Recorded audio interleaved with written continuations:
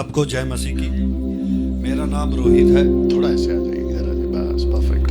मेरा नाम रोहित है, मैं चंडीगढ़ से हूँ और मैं मसीह मंथन में 2.5 साल से जुड़ा हूँ। और चर्च तो मुझे प्रभु यीशु मसीह के बारे में MMB से जुड़ने से 6 महीने पहले मैं प्रभु से जुड़ गया था। पर जुड़ने के बाद क्या हुआ कि जब मैं चर्च जाता था, आपने सुना होगा, अंकुर नरूला मिनिस्ट्री सुना होगा जो पंजाब में है, तो मैं जब वहाँ जाता था।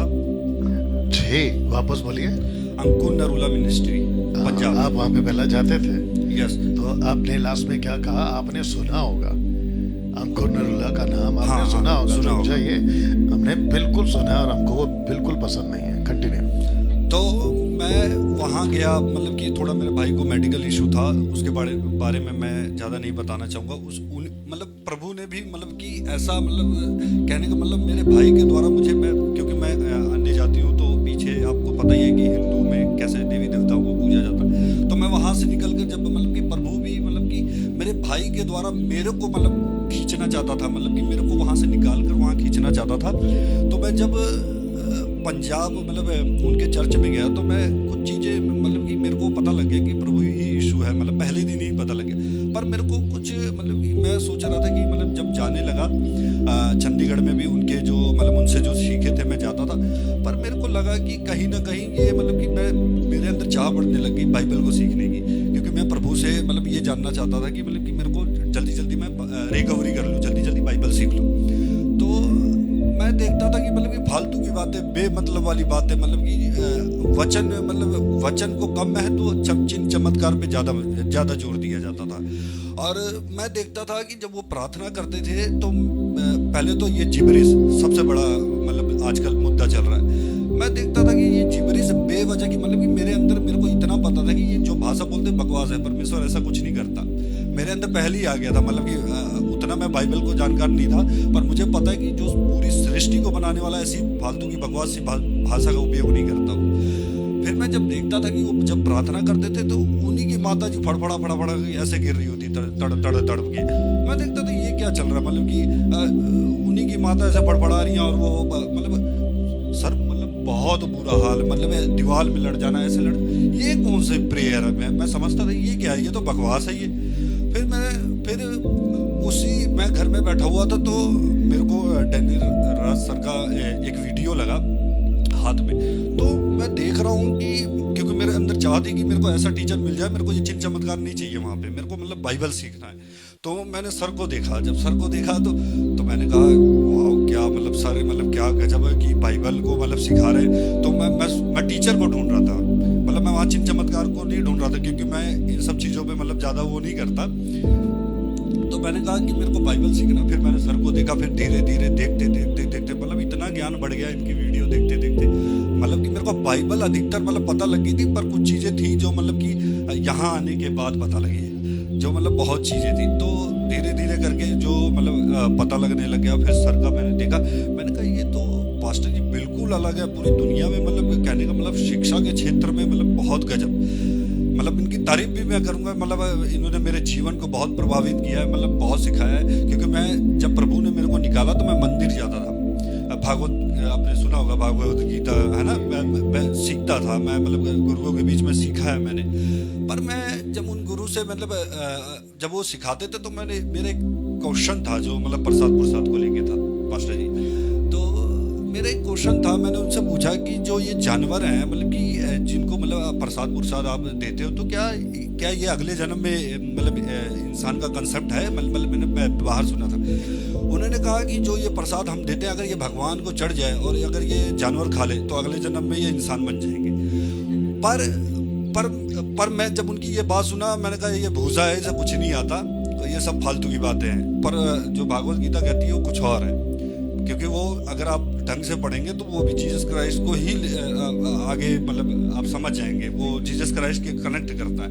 ये उल्टा सिखाते हैं, उसमें भी लिखा है मूर्ति पूजा अपराध है, मत करो, ये उल्टे ही चलते हैं। फिर अब आते हैं कंसेप्ट की यहाँ के बारे में। यहाँ पर आकर जो पास्टर जी ने 5 दिन में हमारा ज्ञान इतना बढ़ा दिया, लेवल बढ़ा दिया कि अलग अलग एंगल से पुराने नियम से लेकर नए नियम तक क्या गजब की टीचिंग इन्होंने दी है। मतलब कि टबरनेकल, चलता फिरता टबरनेकल जो हमारे अंदर आज है पुराने नियम का, तो मतलब बहुत ज्ञान मतलब दिया कि कैसे मतलब बाइबल क्या है, फिर उसके बाद सृष्टि कैसे बनी, उसके बाद ट्राइयोन गॉड जो लोग नहीं समझ पाते आजकल, वन गॉड वाले जेहोवा विटनेस, और उसके बाद अपना चौथा जो सिखाया इन्होंने टबरनेकल, वो तो गजब। उसके बाद जो पांचवा इन्होंने सिखाया, जो आज सिखाया, जो 5वें दिन में चर्च, वो भी मतलब बहुत मतलब हम सर्वसिद्ध, मतलब मैं तो जानता था कि इसको बताना नहीं है। ये सारा पत्ता खोल रहे हैं, वह बाद में इनको याद आ गया कि भाई सब नहीं बताना है क्योंकि आपको यहाँ आना है।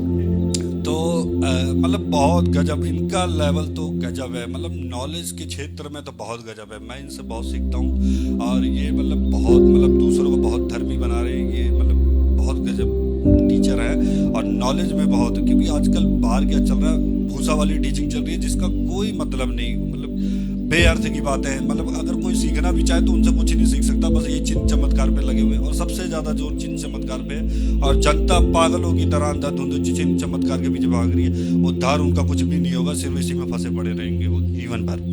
और यहाँ की फैसिलिटीज़ की बात करें तो लोग कहते हैं कि 5,000 रुपये मतलब कि कई लोगों के लिए होगा ज़्यादा। मैं मान सकता हूँ कि कईयों की 5,000 का है, पर टीचिंग और यहाँ का फूड और जो सुविधा यहाँ पे है वो 5,000 बहुत कम है। बल्कि मास्टर जी बहुत कम ले रहे हैं जिस हिसाब से मतलब इन्होंने सुविधा और टीचिंग के मामले, टीचिंग का तो उसका कोई जवाब ही नहीं जिस हिसाब से ये देते हैं, जिस हिसाब से नॉलेज। क्योंकि अगर आप बाहर भी जाएंगे ट्यूशन भी करेंगे तो बहुत फीस ले ली जाती है, वो भी मैं मानता हूँ फालतू की चीज़ है। और क्योंकि हमें जो हम बाहर सीखते हैं टीचर के द्वारा, वो कहीं ना कहीं हमारे नौकरी क्षेत्र में, इन सब क्षेत्र में काम आता है। पर हमें हमारा मकसद क्या है धरती पे आने का, हमारा मेन रीज़न क्या है, वो मतलब बाइबल जो इन्होंने मतलब जिस हिसाब से हमें टीचिंग दी, मतलब गजब। मतलब कि हमें पता लगे हमारा मकसद क्या है इस धरती पे आने का। नहीं तो बाहर क्या चलता, खाओ पियो मौज करो और मर जाओ, यही सब। और मेरे को ये चीज़ मतलब ये चीज़ मेरे को अंदर से है कि मैं सोचता था कि यार मतलब मेरे मन में था कि मतलब कि यार सारे लोग तो यही कर रहे हैं, खा रहे हैं, पी रहे हैं, मज़ा कर रहे हैं, मतलब ये क्या है। मतलब मैं ये सोचता कि ये तो सबके सब नरक जाएंगे ही जाएंगे, मतलब कंफर्म है। कोई जो होगा, जो उस पे चलता होगा वही बचे। पर मेरे को ये समझ में आया कि हमारा जीवन क्या है, मतलब कि हमें क्या करना है। मैं कभी नहीं सोचता था कि मैं मतलब कि हमें प्रभु मतलब कि वो अपनी सेवा देगा, मतलब हम उसके लिए उपयोग में आ जाएंगे।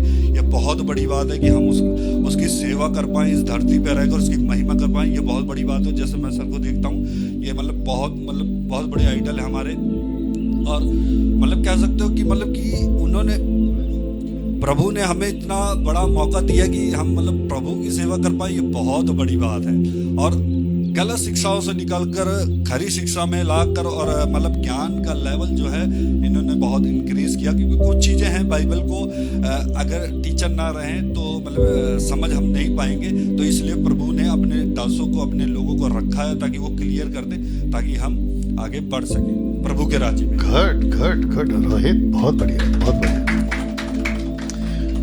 आपने सब कुछ बता दिया, मेरे को नहीं लगता कुछ पूछना है आपसे। So thank you Rohit. और कुछ बोलना है? बस सर सबको जय मसीह की। जय मसीह, जय मसीह, जय मसीह। ओके रोहित, आप वहाँ पे कैमरा के पास वापस चले जाएं क्योंकि हम खत्म करने वाले हैं। अद्भुत बातें आप लोग ने सुनी हैं, तो जिसके चलते मैं समझता हूँ कि फेसबुक पर जितने आप लोग थे अभी तक और लास्ट तक रुकने के लिए बहुत बहुत धन्यवाद। और इसको खूब शेयर करें, और इसकी अच्छी आवाज़ वाली जो रिकॉर्डेड वीडियो है उसको मैं फेसबुक और यूट्यूब और इंस्टाग्राम पे जल्दी डाल दूँगा। तो मैं समझता हूँ कि अगले हफ्ते फिर मिलते हैं, और अगले हफ्ते का जो बैच यहाँ पर होगा वो 13वां बैच होगा, गोवा का टीम होगा, और वक्त वही होगा, यानी कि अभी जो 8 बजे का टाइम है मोस्ट प्रोबेबली मैं वही रखूँगा। ठीक है ना? तो मिलते हैं फिर अगले हफ्ते। अपना ख्याल रखें, प्रभु आपका आशीष दे। आप उसको दोनों को बंद कर दीजिए।